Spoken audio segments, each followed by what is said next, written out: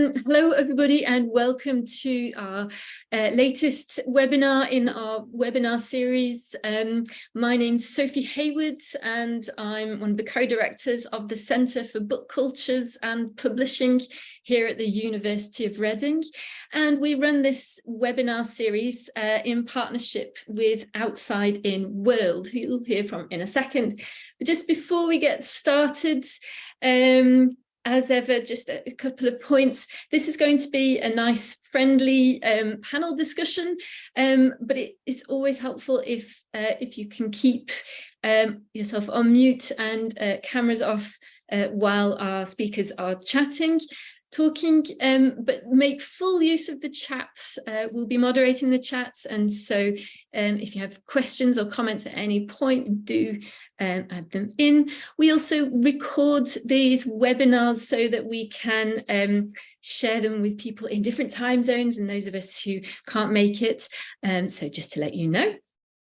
And otherwise, we are I'll just hand over to Patricia Billings from Outside In World before introducing our speakers.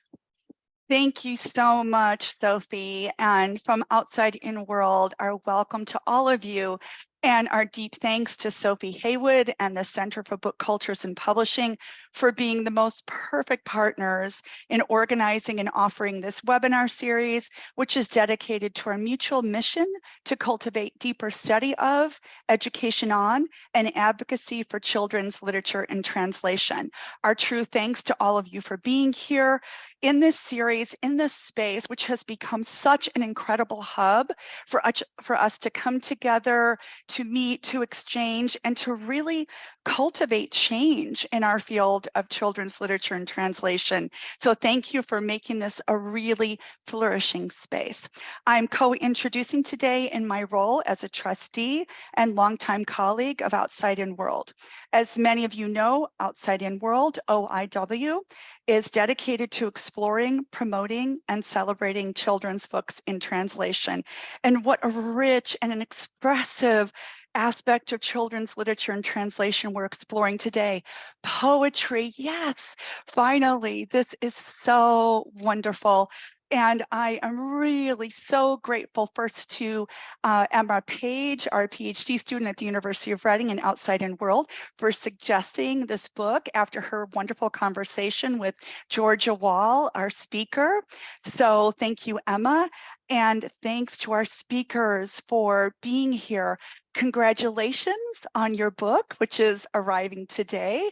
Congratulations on your PEN Translates Award. Thank you for your beautiful work, and thank you for being here today to share your wisdom and your practice with us. Back to Sophie. Lovely. Thank you so much, Patricia. Okay, so I'm just going to introduce the speakers we have joining us today. We're joined, and first of all, say thank you so much to our speakers for joining us from Birmingham and from Guatemala. So our speakers are Georgia Wall, who is publishing manager at the Emma Press, which is an independent publishing house based in Birmingham in the UK, which aims to make literature and publishing as welcome and as accessible as possible. So the Emma Press is relatively new. It was founded in 2021 by Emma Diane Wright, and it specialises in poetry, short fiction, essays, and of course, children's books. And we're delighted also to be joined by Julio Serrano Echeverría, who is a Guatemalan writer, poet, filmmaker, and multidisciplinary artist, who's written many poetry collections and also children's books. And we're really, really pleased for him to be coming today to talk to us about a book that he published in 2018, a collection of poetry in Spanish entitled Balam and Lluvia y la Casa. You're a wonderful teacher, Julio, thank you. Which is being published in English, translated by Lawrence Schimel. And I should also say that the illustrator is Yolanda Mosquera. And so it's being published by the Emma Press in English translation today. And so we're going to hear all about that. Okay, so first of all, we prepared a couple of questions. And so I'm going to open by asking Georgia to just explain a little bit to us. Can you tell us, first of all, about, because we're thinking about translating poetry for children, can you tell us about how children's poetry fits into the work of the Emma Press? And, you know, why is poetry for children so special to you guys? And you're on mute. Sorry, Rikiera, thank you so much for having us. We're absolutely honoured to be here, and I'm particularly thrilled to represent the Emma Press, which, as you highlighted, Emma founded. Driving ambition is to make not just literature, but the whole process of publishing as accessible and welcoming as possible. I've just realised that my typo, that I must have put 2021. She actually set the press in 2012. So we're just over 10 years now, and children's poetry is really at the core of that driving mission. And when Emma and I had a chat, so Emma Page, too many Emmas, Emma Page, not our founding director, Emma Diane Wright, Emma Page and I had a chat about this collection. One word that came up, which I thought was really interesting, was the word niche, that children's poetry is often considered as quite a niche area, and it's used to mean something that is closed off and exclusive and elitist in a very negative way. And then I thought a bit about that word niche and how it comes from niche, so to nest, to nestle, to build a nest. And I think that is a really good way of describing the power of children's poetry as I've experienced it, and as how we conceive of it in the press, which is of enabling people, not just children. It's crafted with children in mind, but I think we're very conscious that children will be reading these poems or have them read to them by parents or carers or grandparents or librarians or school teachers, so all kinds of people of all ages that might perhaps not see themselves as poetry readers, or perhaps not even see themselves as readers at all. The kinds of, people for all different reasons might be intimidated by the idea of picking up a novel and seeing all that text. Maybe you've just never been encouraged to explore the world of books, or maybe you're a book lover but not in the language of the country you live in. And so to pick up a poem, or to listen to a poem, or to watch a poem being performed, to go back to that idea of to nest, is really a way of empowering people to build their own world of sounds and words and stories, and make a world in literature that they feel at home with, and use that as a basis for exploring literature and the world. Fantastic, thank you so much. So, and then we lead to the big question, really, which is why were you so interested in publishing this book? What excites you about Balam and Lluvia's house? Oh, I'll limit myself, don't worry. So this is a book, hopefully Lawrence still might be able to join us, that Lawrence pitched to Emma, and he's just done a wonderful job of he have it here, I can show you. He's pitched a previous title to us, Poems the Wind Blew In, and he's just such a good example of a writer and translator also performing that work of literary agent. So the credit is to Lawrence. What I love about this book, I've got a real weakness for a book that appeals to the senses, and this is just a wonderful example. I'm gonna share my screen to show some shots of the book first of all. Sorry, bear with me. So I'll try not to reveal too much before Julio talks. So we put on the blurb of the book that it's an invitation to step into the world of these siblings. And I think it really is. Some of the poems, I've been reading it with my daughter, and she's been wanting to, pick up plants and crush them and smell them. And there's a lovely line about pressing your cheek against the earth, asks you to really roll your tongue around the words that are featured and kind of play with language. It's just got a lovely love of language throughout, and we'll hopefully hear more of this shortly from Julio. It's got some beautiful reflective poems. There's a poem called The Bathroom that deals with very big things in a very soothing way, and at the same time there's some absolutely brilliant humour. I think possibly my favourite is one called in English The Kitchen Wall, which had a very funny and unexpected ending that made me laugh out loud. And I wanted to show you these illustrations because Yolanda's work is just stunning, and if I can show you the kind of the thought that's gone into them.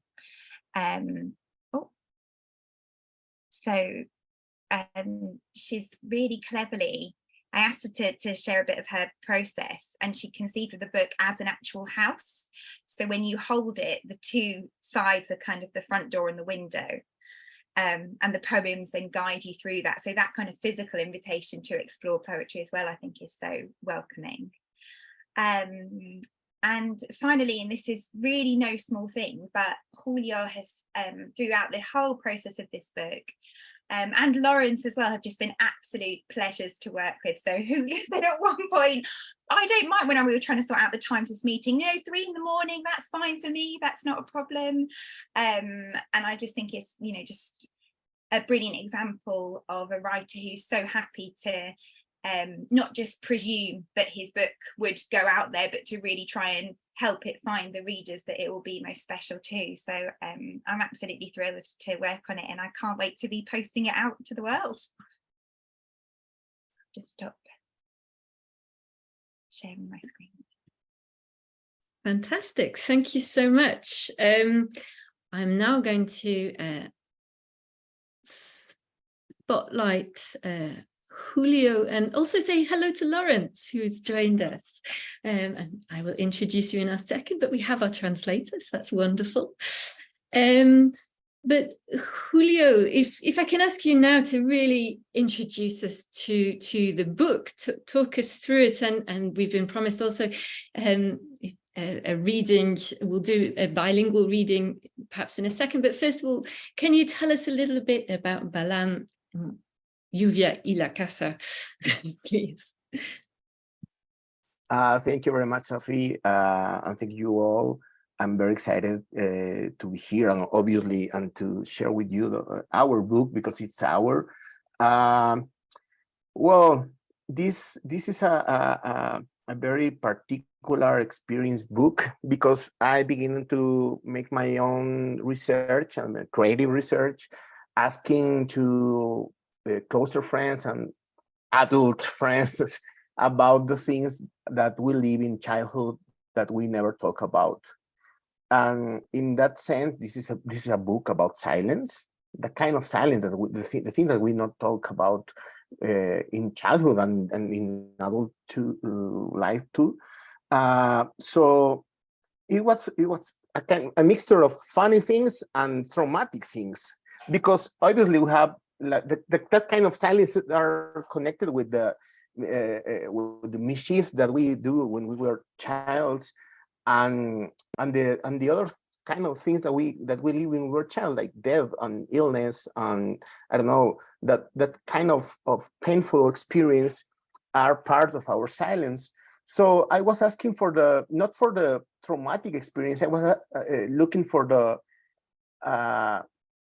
humanity on childhood. That was the first movement. I want to talk about those great transcendental things, ideas like death or pain or love or whatever we want, like the transcendentals, but connected with our quotidianity, with our very sensible childhood.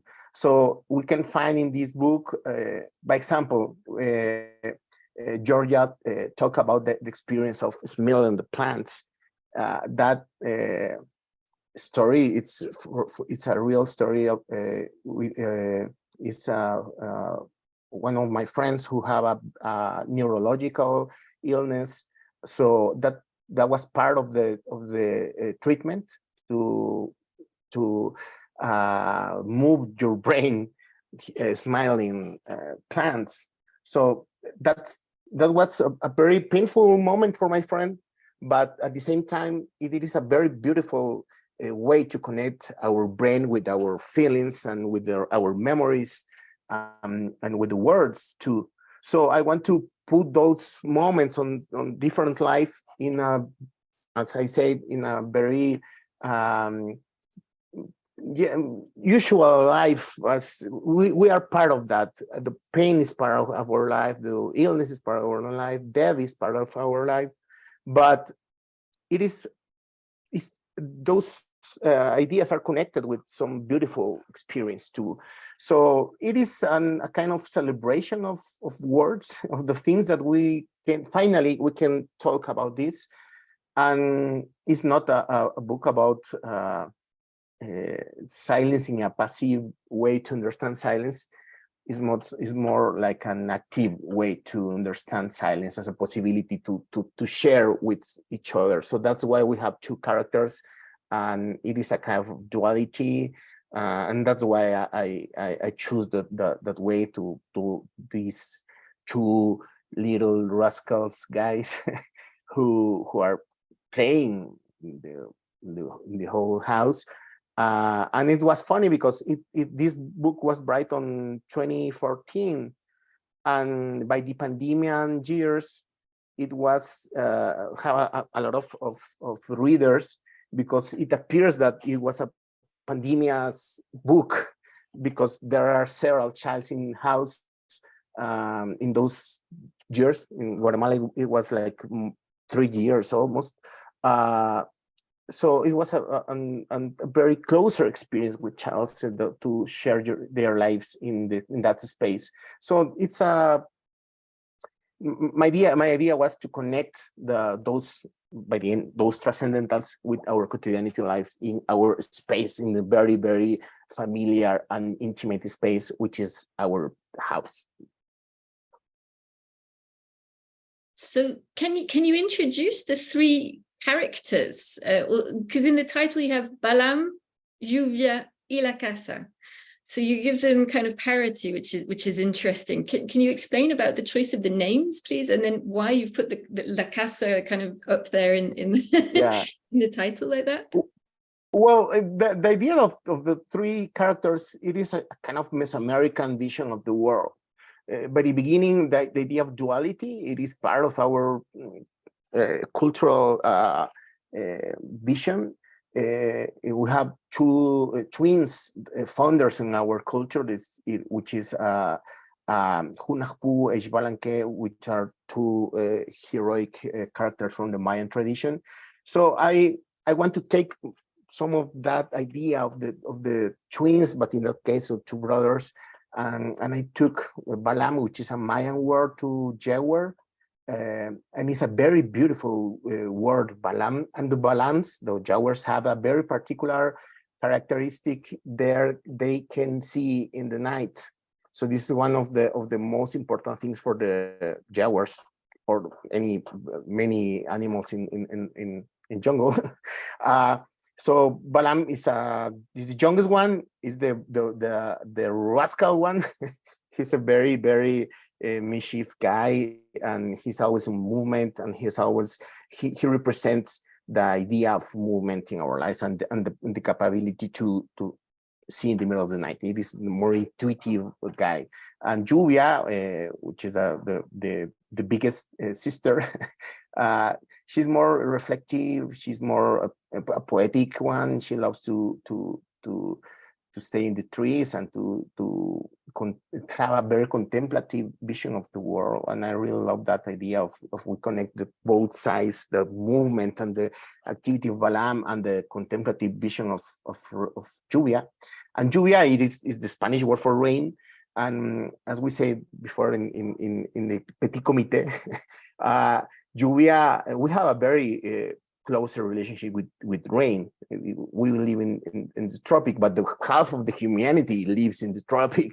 So I think every one of us have a very closer relationship with rain. So that's why I choose Lluvia to call this beautiful girl, this poetic girl. And the casa it's a very important character in the book.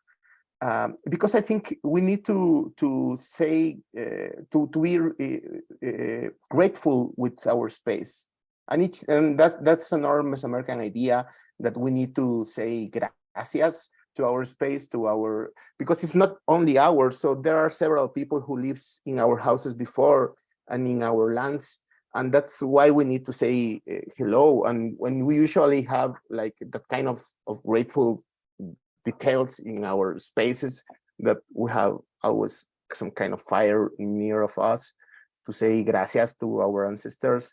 And that's part of the idea to choose the casa as a character, because have energies and visions and ways to relations, and very particular and emotional ways to understand our relation with our houses. So that's why I put house as a character. And I think it's an I don't know, celebration about our relation in our space. That's more or less the idea of 3 characters in the book. Wow, thank you. It's really fascinating. What I would really love now is for us to hear some of these beautiful poems, please, if that's possible. Do you have? Is there one you'd like to start with to read to us? Well, I'm that kind of writer that doesn't have its own books on paper, but I will read my PDF on my screen. Well, I think we can read the 2 first poems, which are the presentation of the 2 characters, and are very synthetic on the idea of who are those guys. Mm-hmm. So I will read Balam by the first, and then maybe Georgia, you can read before after the English version on English, and then Lawrence if you want it. So I will read it in Spanish because it is part of the party today to be bilinguals. So I will read it, Balam, and Balam says, Balam es mi hermano, pero podría ser un gato. Se sube a todo Balam, a los árboles, a las mesas que están sobre los árboles. Su nombre es Balam, pero también podría llamarse Balam, bájate de ahí. Balam es un gato, pero podría ser un niño. Ronronea cuando le cuentan cuentos, cuando mamá le acaricia el cabello. Colocho también le dice mamá. Misho también le dice papá. Aunque la verdad, todos en el barrio le dicen, Balam, bájate de ahí. So that's his Balam. So who will be? I love that. Thank you. Lawrence, would you be okay to read the Balam in English as the translator? Sure, happy to. Thank you. Balam is my brother, but he could be a cat. Balam climbs on everything, on trees, on tables on top of trees. His name is Balam, but he could also be called, Balam, get down from there. Balam is a cat, but he could be a boy. He purrs when he's told stories, when Mama runs her fingers through his hair. Mama also calls him Curly, and Papa calls him Kitty Cat. But really, everyone in the neighborhood calls him, Balam, get down from there. Well, it's a very funny one, Balam.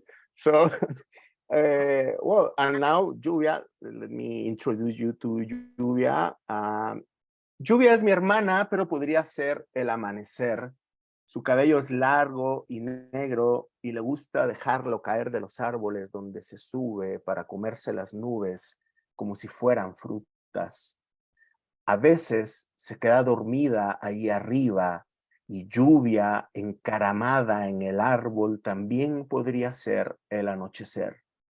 Lluvia siempre anda descalza por la casa, por el jardín, por las gradas de la puerta, y sus pequeños pasos se escuchan como si alguien dejara caer piedritas pequeñas, semillas de pájaro que al florecer vuelan. pero cuando corre se sabe bien que es ella. Esa sonrisa suena a lluvia y bien lo sabe la casa. Esos pasos y esas risas son las que siempre trae lluvia. Ven para acá, lluvia, la llama el abuelo. Tú me recuerdas una canción que dice, ya me acordé, como dice, lluvia es una niña risueña, pero también podría ser el atardecer.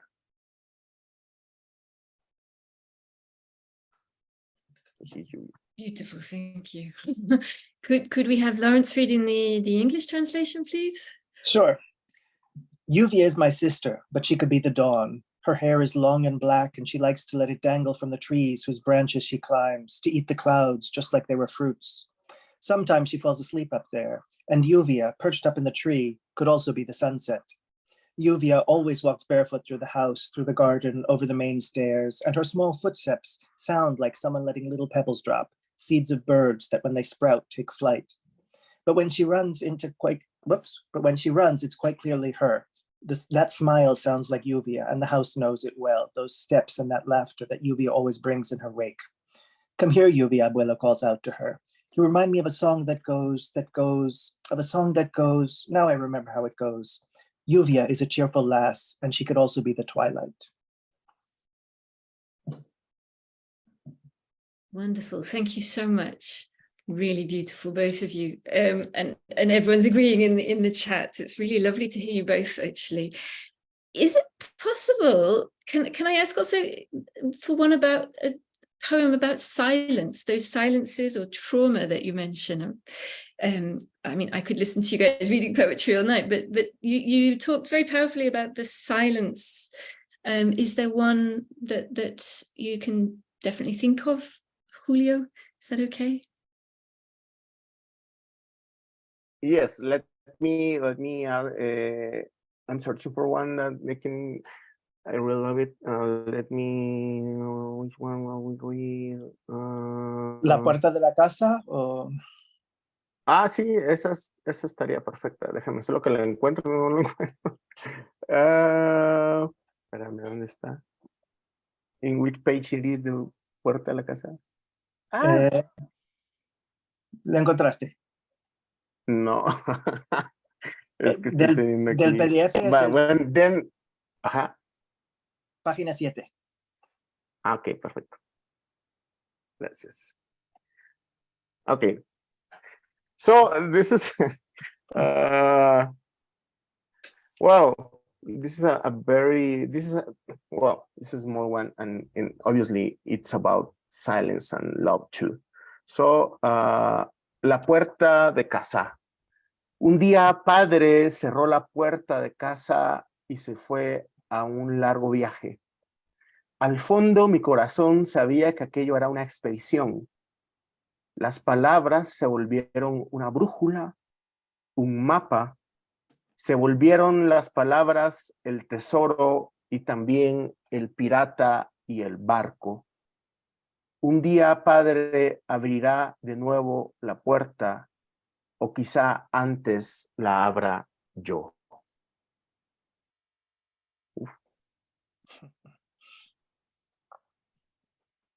Thank you. Lawrence, can I get you to do the... Sure. The door to the house. One day, Papa closed the door to the house and went off on a long trip. Deep in my heart, I knew that it was an expedition. Words became a compass, a map. Words became treasure, and also the pirate and the ship. One day, Papa will open the door again, or maybe I will open it first.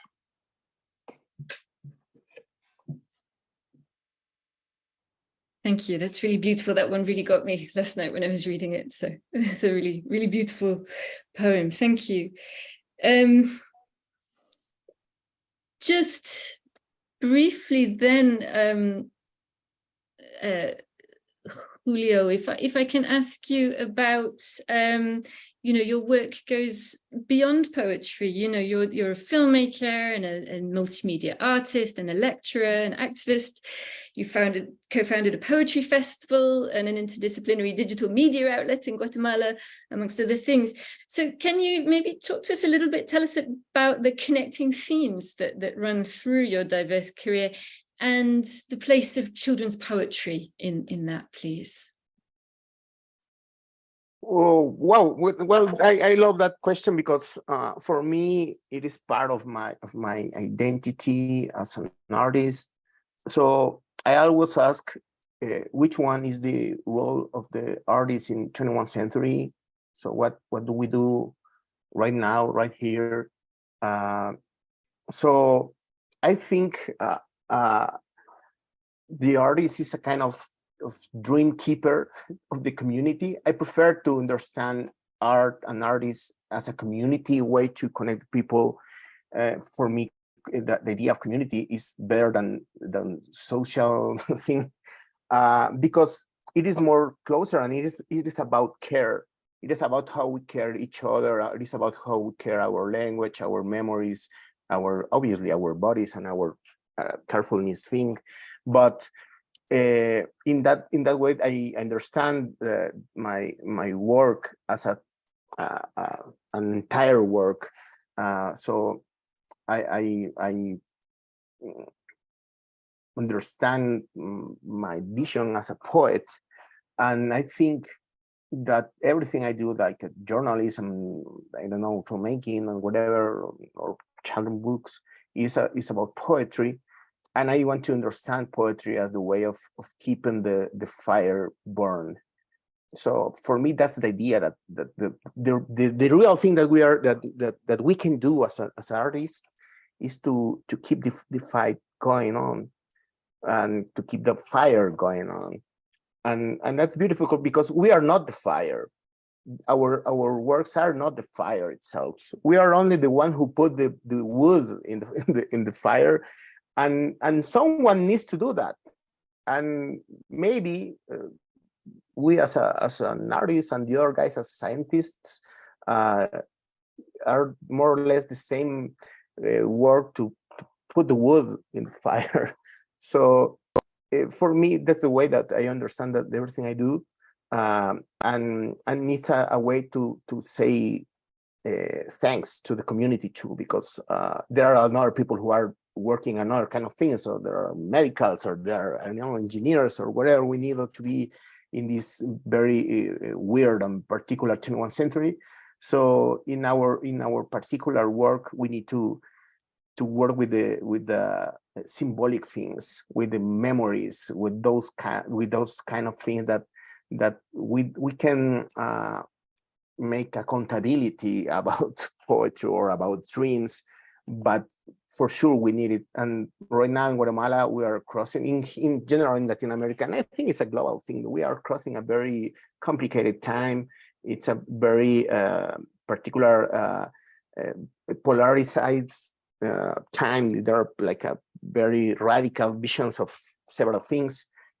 And I think the idea of keeping the fire burn, it is about light. It is about to cross the long and deeply night, which I think we are, particularly in Guatemala, we are in a very conflictive night right now. So I think we need lights. So words could be that, and I think the translation process, it is one of the most important things on light visions, and I think the translators are one of the most important guys who keep the fire moving into different contexts, and it's not an easy job. So thank you very much, Lawrence, for that work. Lo agradezco muchísimo. And obviously the publishers too, because there are a very long work and very hard work to publish a book. It is not a cheap thing. It is you need several resources to do this kind of work. And less than poetry book, children's poetry book, it is most weird too. So thank you very much, Georgia, for this carefully work on the whole people on Emma Press, and obviously my Spanish editors, Vale, Rodolfo, and Amanuense, who are in Uruguay.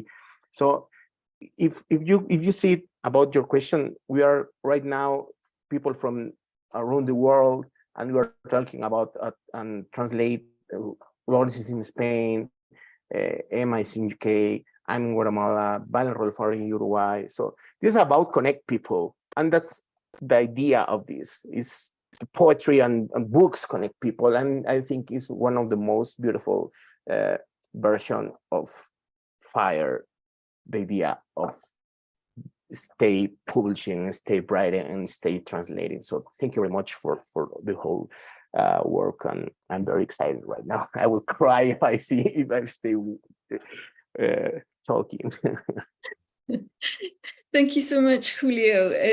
And I think I can speak for everyone when I say that your words about, you know, keeping the fire going and the problems of real polarization and needing dream keepers speaks to us here in the UK just as much. I think that really and you've set up then very nicely speaking to Lawrence now. So thank you so much, Julio, and thank you for joining us, Lawrence. I'm just going to introduce you very briefly. But Lawrence Schimel is a New Yorker living in Madrid in Spain, and he's a full-time, he's a multi-award-winning author and prolific literary translator, working across Spanish and English. So he's a full-time author, writing in Spanish and English, and he also translates across those two languages. And I think particularly because we have an audience here primarily of people interested in children's literature, you know, it's worth noting that he's won a Batchelder Honor from the American Library Association and several Penn Translates Awards, including for, obviously here for this book. So Lawrence, the first question we asked is really, how did you first encounter this book? And, you know, what led you to become so excited to translate it? Okay. Apologize for arriving a little late, and also just if I can just mention earlier, the moment I'm in right now, I live in Madrid. I've lived in Madrid for 24 years now. I happen to be in the US right now at my parents' house in the attic right now. So when I was thinking about, you know, preparing for this, just reliving my own experiences in the family home and the echoes of some of the stuff in the poetry has just been meaningful, special. I don't know. I first encountered Julio's work. So I published a book with Amanuense, who was the original publisher of Balam and Lluvia en la Casa. I had written a children's book in Spanish called Como se dice, which was also published in 2014 before Julio's book was published. But then Julio, and I mean, we've heard him perform. He has a really powerful performer. And so there is a feisty young poetry publisher that specializes in performance poetry called Catafixia. And Catafixia was at the Frankfurt Book Fair as part of the invitation program for the Frankfurt Book Fair. And I was able to get one of Julio's adult poetry collections and fell in love with it. And then when Amanuense published the book, I have a long-standing collaboration with them where I've translated a lot of times samples from their books into English for them to take to the book fairs. I also translated into Spanish a book for them, a picture book. So we had, you know, we had lots of connections, although we didn't finally meet until Julio came to Madrid 2 years ago, Julio, or last year? Last year, I think it was. 2 years ago. Okay. Time is not my thing.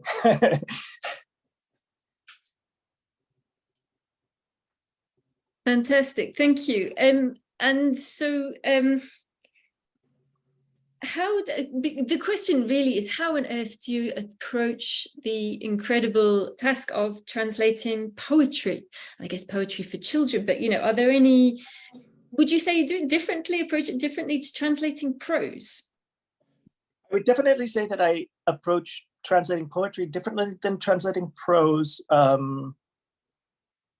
I think that all translation for children needs a lot more respect than, not that we don't respect adult translations, but in children's poetry, you can't have anything that's slack or not precise, if that makes sense. So in many ways, translating poetry is the ideal thing for children. I guess maybe going back to the first question, which I didn't get quite answer, I guess, which was how did I find this or decide to translate it or things? Because I had translated a previous book of poetry for children that was published by the Emma Press called Poems the Wind Blew In by Camilo Iribarren. And even though they're very different, they both share a certain sensibility, I think. So this was a project that I thought would appeal to the editor. And so I proposed it. So it was a thing of also matching the right emotional resonance to the tastes of the editor, if that makes sense. So I think that this is something that I don't know if we have a lot of translators in the audience, but definitely I think that a lot of people get stuck on plot when they're trying to pitch books as opposed to the emotional resonance and how it makes us feel. And I think that with editors, very often they respond, it's the emotional response that they're interested in more than the details of the specific book. So, even though the two books that I've translated so far for the Emma Press are very, very different. So one is by a Basque writer, one is by Julio from Guatemala. But they share a sensibility, if that makes sense. And especially they share an attention to the small moments that sort of, that is shared between a certain type of poetic vision and a childhood or a childlike innocence without a lot of the sort of things that we get or that we lose how to see the world afresh over time in school, various things like that. So, so that was, I responded to the book emotionally and I said, I think that this would also fit for the Emma Press, who is also one of the few publishers brave enough to publish children's poetry in translation. Thank you. And particularly now, can you talk us through how you translated this particular book and its emotional resonance? I love that. And I think it's absolutely the right way to describe the experience of reading this book. It has very powerful emotional resonance. How do you translate that? Were there any particular challenges or any bits you'd highlight or do explain? Translating picture books is always interesting, and even though it is a picture book, even though it's a poetry book, but certainly I think that with any picture book translation, you have to read it out loud. It has to be something that, for instance, we've heard both Julio's powerful performance and my less powerful performance. The translation has to be something that a non-performer can actually read well. So sometimes that involves tweaking the syntax or various things like that in order to make it still faithful, but also something that can be shared, either an adult to a child or a child reading to an adult, different things like that. So that's something that's very important. This book in particular, and this was interesting while you were talking about the three characters of the title. There were no problems with Balam. There were no problems with Lluvia, aside from the fact that we had to gloss. We decided to leave the names in the original and just put an explanation of what they meant. But La Casa, the house, actually had a lot of translation dilemmas for us, because in the Spanish-speaking world, we have different architectural terms, if that makes sense, that don't always have matches in English. And also there was the difference, I'm American, even though I live in Spain, and it's being published in the UK. So sometimes there were also architectural terms that were slightly different between UK English and US English. But, like in Spanish, we have two words for wall. We have a muro and a pared. So we distinguish between a muro, which is an external wall, versus a pared, which is an internal wall. And in English, we don't have those, and so sometimes there are slight differences like that, or the main staircase, figuring out how to call, I think the main stairs was what we used in the end. But, just certain architectural things that exist as a concept in the Spanish-speaking world that English doesn't have vocabulary for those. So those were some of the the challenges that came up. And some of it also was, leaving room for the silence that Julio was talking about. There has to be enough, and it has to be precise enough in the translation, but there also has to be that extra space around the poem. And that's the trickiest thing. And that's also the difference, I think, between translating the poetry versus translating the prose, that for translating the poetry, you really need to sort of depurar, to purify until it gets down to that essence. Thank you. That's really, really interesting, and I love your evocation of how to translate those silences. We were talking actually in our last webinar about how to translate sound, but also how to translate silences, which is a really interesting point. We have time to open it up to questions. And we already have lots and lots in the chat. I can see there's, it's really sort of sparking lots of responses already, and particularly the readings as well really sparked a lot of responses. I think, if I may, I also wanted to just ask a little bit about the images, because it's a picture book, as you say, and it's a really, the images, the construction of the house, as Emma said at the beginning, is so interesting. But how did you work with the images as well? It's texts and silences, but it's also images. This is something that I can certainly talk to both as an author and as a translator. And so, this is one of the differences in writing a picture book rather than writing a story that's illustrated. And I think that one of the things that works very well for this collection is that it works for the poetry, but it leaves the same way that, you leave space for the silences. It also leaves space for, in this case, Yolanda created her own visual narrative that's happening parallel to the poems themselves. And so, Georgia was showing earlier how she constructed it as a house and actually went through room by room. And then, we have the plans, various things like that. So that's sort of the tricky thing also with the translations, is you have to, it's a juggling act. So you're juggling faithfulness to the text, faithfulness to the pictures. So that's also something that whenever we came up with stumbling points, we had to see, this text didn't have a lot of things, but sometimes, in a translation, there'll be something that's an obstacle in the original Spanish. And for instance, in the translation, you could adapt it, so let's say there was alliteration or, whatever it is that you're trying to compensate. But if the art contradicts what you want to do, you can't do that. So that wasn't something that happened here.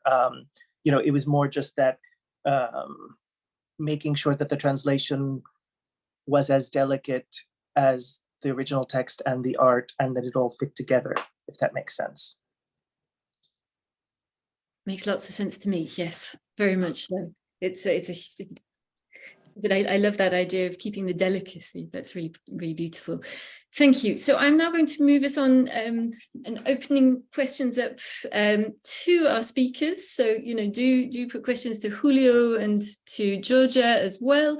But first of all, Ellen has a really interesting question about, this question of, we have all been children. Is that enough for us to be able to understand how to translate for children? Do you have to, how do you sort of understand speaking to children as a translator? And perhaps even also as an author as well, I think is an interesting one to put to you both. I can jump in to the translation earlier, and I can mention, for instance, there was a book I translated for the US that used the word bucolic, which is a very specific word. It's a very common word in Spanish, didn't jar at all. And the US editor changed it. And it was sort of one of those things where I was a voracious reader as a kid. I learned a lot of vocabulary. I'm in my 50s now. My vocabulary is still more advanced than my speaking. That is, there are lots of words that I read, I can use, that I've never actually had to pronounce in daily life. And so, I think that sometimes there is a fear of putting complex words or even interesting words, but I think that kids love those. So that's something that I certainly am an advocate for not toning down or dumbing down everything, if that makes sense. You know, in the translation, we kept papa and we kept mama. You know, this is a Latin American book. Those are understandable enough. You know, that was something that I definitely advocate for.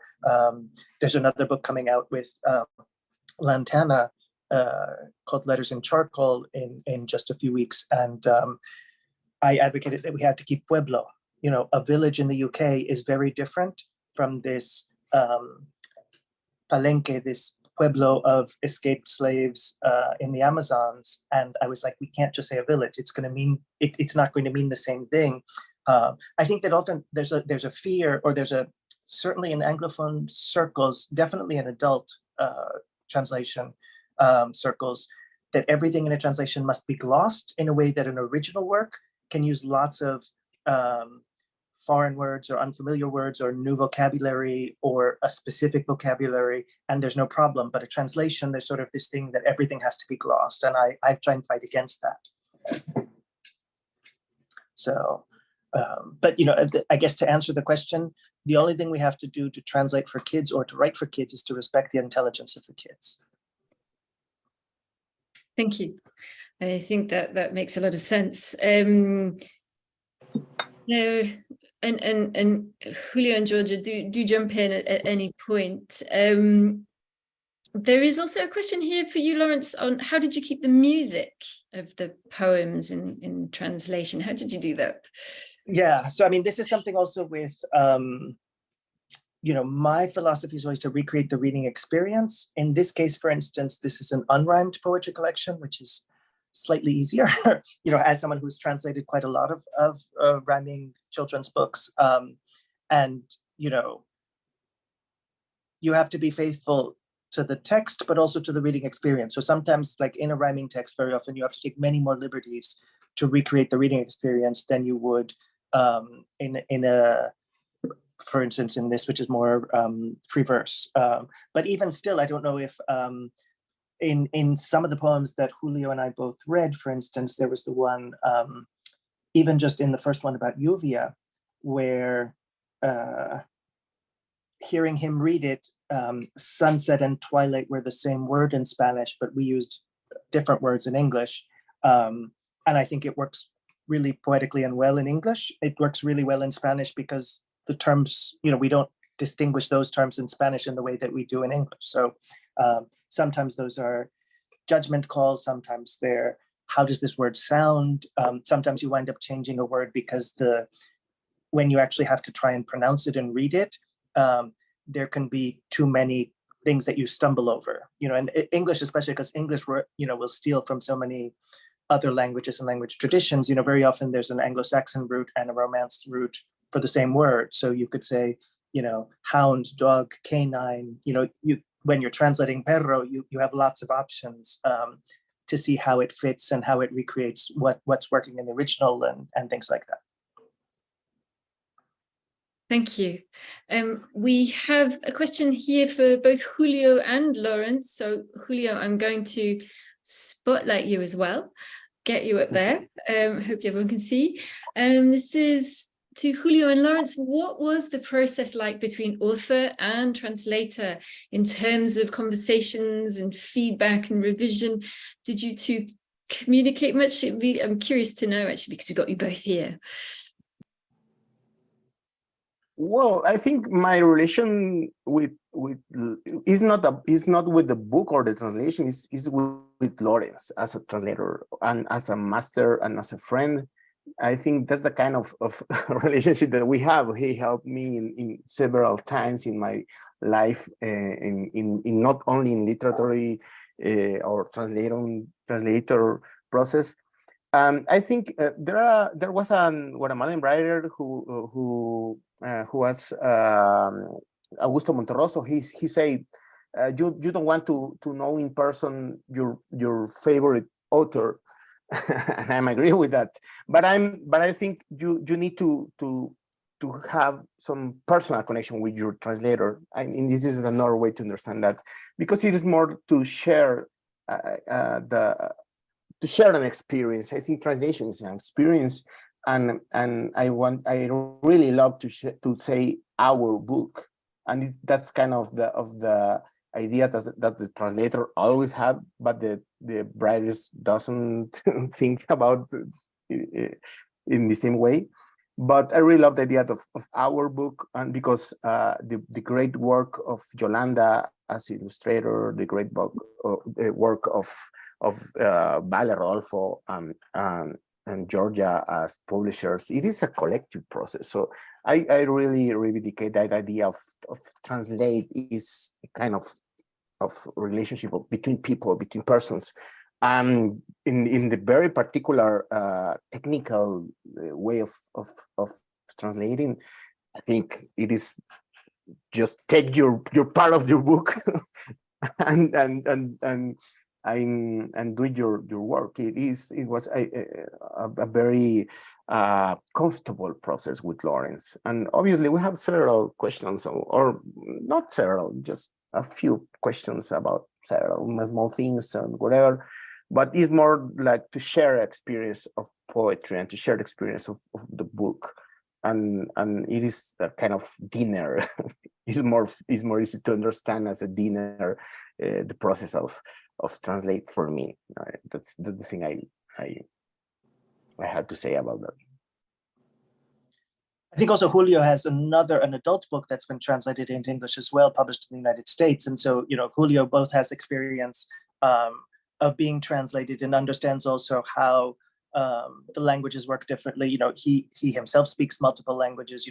If he's writing in Mayan languages versus in Spanish versus in communicating in English like now, you don't, sometimes you have to change things rather than just, it's not just a one-to-one match. And, Julio understood that very well. So, when we had any questions or doubts about things, I think also that the biggest thing about the contact, the relationship that was good is, my first relationship with Julio before becoming friends was as a reader. So, I met Julio through text, but he's a really powerful performance poet. And so hearing him perform makes a difference in sort of how I treat the translation and how it has to work and the musicality and things. He even not just the poetry, Julio has other picture books like Dos Capetes para Meter un Gol or En Botas de Astronauta. Bueno, En Botas is a poem, I think. But, the sort of cuentacuentos tradition that Julio comes out of, the storyteller, is so much a part of all of his communication. It comes through in his writing in so many different ways. In a lot of the nonfiction that he writes, which is Crónica, it's sort of these personal chronicles. It's a type of journalism that exists in Latin America that doesn't quite exist in the English world, or not quite in the same thing. It's not memoir. It's not, because it's more reportage, but in a first person sort of thing. So, which all is sort of this Gesamtkunst of who Julio is, the artist figure, as also doing the documentaries that he does, all of that sort of comes together. So, I think that the translation was definitely enriched by getting to know Julio over time. As he said, it wasn't so much that we had specific details about what to do with a word or how to translate this or what does this mean. But, getting to know each other, I think, enriched the translation quite a lot. I don't know if that answered the question. I hope so. It was a great answer. And it's lovely actually to kind of think of translation as this kind of conversation and this kind of the joint your book with the author and the editor and the illustrator and so forth. We've had and Emma has been moderating the chat, and I think she might interrupt me and tell me that I've missed some, but there's a question here from Nancy asking, Julio, did you try your poems out, reading them as you were writing them on children as for this book, and if so, which bits appealed to them most? Well, let me read in the chat because to try to understand better. Era si leíste los poemas mientras hablabas, mientras escribías. Okay. So, I have a very particular process as a poet. I think it's a very organic process. I think I have two particular moments in the creative process. The first one is to write it as a kind of possession experience, the kind of diabolic experience of possession on poetry, and to write in the one movement. And then I think in a kind of architectural vision of a work. So which relationship have the poem with the other poems, and my review of the poetry in that architectural sense needs to be read in voz alta. How do you say that? On my voice. So yes, I don't know if I'm answering the question, but the idea of I want to talk about the idea of childhood. For me, childhood is a space. It's not a time in your life or persons who are in the childhood. Obviously, the children are in the natural space of childhood, but the idea of I can connect with childhood not in the sense of the child, of the inner child. I don't believe in that. I think the inner child is for the psychologists and the psychiatrists. I prefer to understand childhood as a space. So as a writer, I connect with that space. I think everyone, that's why the adult world loves children literature, because it is a kind of password to connect with the childhood as a space. So I celebrate that, and it's part of my process to work on my poetry and on my books as an experience of space, and we can share that space. It's not the idea that I am writing to children or for children or from childhood. It is more like connected with an vision of the universe that exists in that way of the childhood. Thank you. And we've had a question also from Molly, which I think is a really interesting one. I'm curious to have your answers. Which is your favorite poem in the collection? This is a tricky question, but I have an answer, because in this particular case I have one, and for a very extra literary reason. So in this book, I have published my oldest poem that I have on my hands, which is the one of the last one. It is called Un poema que nos gusta. I don't know how to translate that. It's a poem that we like. A poem we like. That's my oldest poem. I write it in front of the sea in El Salvador in 2022. No, in 2002. So that poem born in a very particular moment of my life, as one of the on the beginning of on the earliest poetry experience on mine. So I really love that, because it is a kind of archive of myself that appears there as extra bonus, like the album, the music albums have, that you remember when in the very past, when you have the extra bonus by the end of the book. So more or less, if that is that, and because we have it on the screen, I will read it in Spanish as my last intervention here. So Un poema que nos gusta. And by the way, this is the only poem of my whole work that I remember by memory. So that's this is not a small thing.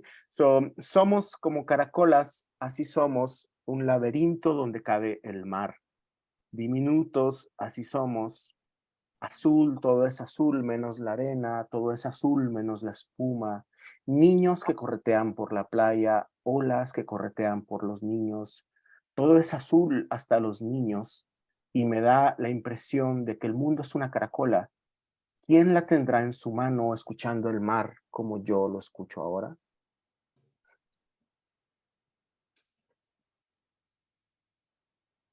Lawrence. Okay. I had written my favorite poem, but let me get to this one. A poem we like. We are like seashells, that's how we are. A labyrinth that can fit the ocean inside. Tiny, that's how we are. Blue, everything is blue but the sand. Everything is blue but the sea foam. Children who race across the beach, waves that chase after the children. Everything is blue, even the children. And it seems to me that the world is a seashell. Who will hold it in their hand, listening to the sea as I listen now?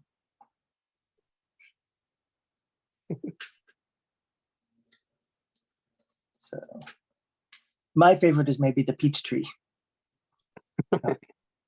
This is a beautiful one. That poem is about that have an anecdote, anecdote. I don't know. An anecdote. Yeah. Yeah, because the friend who told me he have a kind of autism degree, and she loved to hear to put the ear on the soil on the earth. I don't know which one of the 5 or 7 words for soil, land, ground. I don't know which one will be, but she loved to put their ear on the floor. And I really love that image. It's a kind of very beautiful one experience. And the ants suspiciously looking at her. yeah, obviously. Now we're gonna read. Okay. Well, let me. This is my. I never did this before, but I will try to read it in English by first, and it is only to say thanks to you all that will be read this book in English, and to say thanks to the whole children who will read this, and obviously to Lawrence and all of you who are here. So the peach tree. Little Lluvia likes to throw herself on the ground and press her ear against it. She'll never say so, but she likes how the earth presses against that cheek. The feel of the pebbles reminds her of a certain kind of cookie. Of course, when the earth is wet, it reminds her of those same cookies dunked in milk. I really love the image. Little Julia likes to lie flat and press her ear to the ground because she's sure that something very important is happening out there and no one is paying attention. The ants watch her suspiciously as they walk along the edge of the window. They know that she knows their secret, but they can't play the fool. One of these days, little Lluvia says, she'll reveal the secret of the dinosaurs, but first she needs to hear the many other stories that happen down there. Stories nobody pays attention to except for her, some peaches that fall from the tree, and some toys that lie abandoned on the ground. Well, I do my best. Thank you, Lawrence, for these beautiful words. Thank you, Julio, for listening to the stories no one else is paying attention to and helping bring them to our attention, that's the thing that I responded to so much in this whole collection. So that poetic attention, that vision of finding those stories. So lovely. Thank you so much. I think we've pretty much done all the questions. There was a question about house, but I feel like in Lawrence, you already kind of addressed this idea of the house and it's how difficult it is or interesting it is to try to translate it. So what I'm going to do is just removing spotlights, I think, or yes, here we go, so that we can all see each other. And just really to say thank you so much to all of our speakers, and also say hello to everyone and thank you for joining and for all your fantastic comments. As always in the chat, it's been really interesting, the discussion, and really lively. And somebody has pointed out that I did kind of skate over. this is it. I'm not very good at moderating chat whilst listening to people. It's not. I promised Julio that there would be some technical issues, and lo and behold, there have been. So somebody has pointed out the question was on Papa, the Spanish poem had padre, which means father, and is much more formal than Papa. Oh, so why did you go for Papa in the translation rather than father? It's an interesting question. So, I mean, this is also something that came up. For instance, I had done a book for a publisher in Venezuela called Vamos a ver a Papa. And so I would have said, we're going to see Papa. They had translated, this was the first time that something I wrote in Spanish was translated into English by someone else. And they had translated it as, let's go see daddy. And I said, you know, I'll accept everything except the daddy. It just didn't sound right to me. And especially, you know, it was a story featuring a Latin American girl. It's an immigration story, not going to a new country, but the people left behind. So it's a girl whose father was working in another country, sending money home. You know, and I said, if you'll make it Papa, I'll accept everything else in the translation. But daddy just struck me wrong. And I think that this also may be a thing where, you know, like in the UK versus the US, where we have mum, mom, mummy, mother, you know, there's a lot of variations, and it doesn't map with how necessarily in Spanish, madre, padre. Also, when we use things, you know, a lot of times we would say madre, padre, you know, for mom, dad. It doesn't have to be just mama, if that makes sense. But English doesn't work that way, you know. It's the register is wrong, if that makes sense. To say father, that's not right.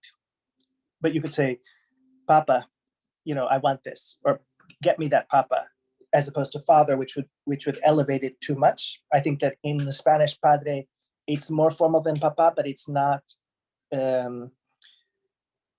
You know, like in Spanish, you could say to somebody, "Oye, calvo," "Hey, baldy," and it's descriptive more than disrespectful, if that makes sense. And so it's a slightly you know, the way things work. So the decision was also to, you know, and this was something in dialogue with the editorial process with the EBA Press was, you know, we decided to leave the names in Spanish, Balam and Lluvia, and that it made sense to keep Mama Papa also in Spanish, as opposed to, you know, it was more respecting that the kids would understand Mama Papa and still leaving it, if that makes sense. So, but these are also decisions and dialogues that happen all the time. I mean, I mentioned the whole thing about, you know, using, you know, I would normally keep abuela and to keep pueblo, as I said. So abuela would be grandmother. And very often I would leave abuela in the dialogue, even if we sometimes had to say, and she passed her grandmother something, so that it would be contextualized so that people would know what it was. But I just translated another book from an Argentine creator, Isol, that's coming out next year from Enchanted Lion. And it's a book called La Costura. And it was done at the request of the Palestinian Cultural Museum. And so she was asked to take something of Palestinian culture and create a book around it. So she had been given a shawl when she did some workshops there. So she scanned the shawl and used the embroidery as the backdrop for the story that she then did. So I said, okay, it's a Latin American book. So I would normally leave pueblo in Spanish, but it's a Palestinian Latin American book. So in this case, we did translate it as village, and we did translate abuela because the cultural context was different or complicated in a way that was different than the book that I mentioned that's coming out from Lantana, a Colombian story about a young girl learning to read in a tiny town in the Amazons. And in that one, we left things, and for instance, the word casa, we left casa in the art, you know, that she's learning to write, and there's art that spells out casa as one of the words, and so we decided to not adapt that. But you know, these are all value judgments that we have to make. I think also that you know, as I was saying, probably a few decades ago, they would have translated everything. They would have said mom, dad, mommy, daddy. You know, there was not the, you know, we live in a globalized world, what Julio was talking about before, how He can be in Guatemala, I can be in Madrid, the publisher can be in the UK. His original publisher was originally in Guatemala and is now living in Uruguay. And we could be making these books and bringing them to different audiences in the Spanish-speaking world, in the English-speaking world.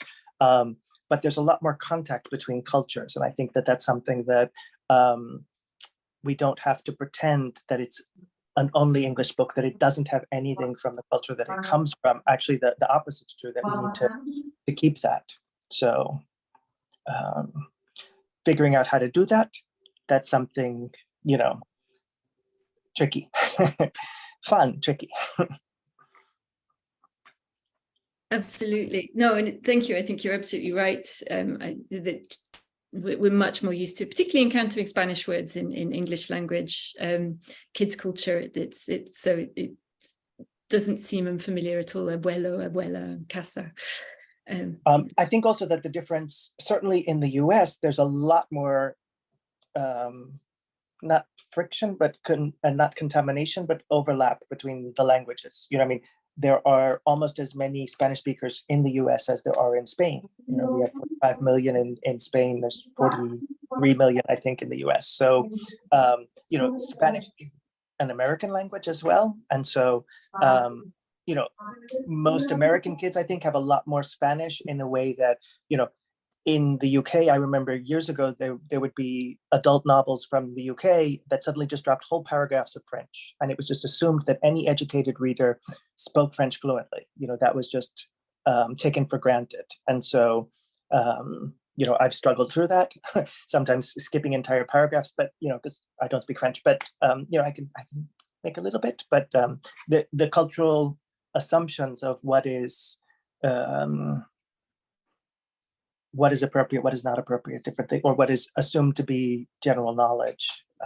You know, Junot Diaz is famous for saying, I mean, he said it more foul-mouthed, motherfuckers will read an entire or half a book written in Elvish, but if you put 2 words of Spanish in, they have a revolution. So, you know, people have these fantasy novels with all these made up words, and there's no rejection of those. But, you know, if you leave some words in a translation, people are like, you know, oh, the translator didn't even bother to finish translating the book, kind of thing. Thank you so much. So I think what I will do now then is perhaps Patricia, you and I can wrap up. But above all, thank you so much. It's been a really, really rich discussion, and those beautiful poetry readings. It's amazing having multilingual poetry readings. That was really, really special. So thank you so, so much. And I think Georgia has put in the chat how to get hold of the book in translation, and and of course also the original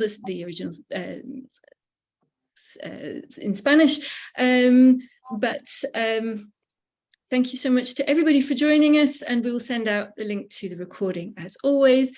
And have a lovely evening or afternoon or morning, whatever time it is where you are. Thank you so, so much to everybody. Thank you from outside in world, and thank you to Georgia, Julio, and Lawrence, and Sophie. Georgia for being such a brave and innovative and wonderful publisher. Julio for that fire. Yeah, thank you for naming that and for gifting that to children, that sense that they are part of the fire as well. Thank you so much, everybody.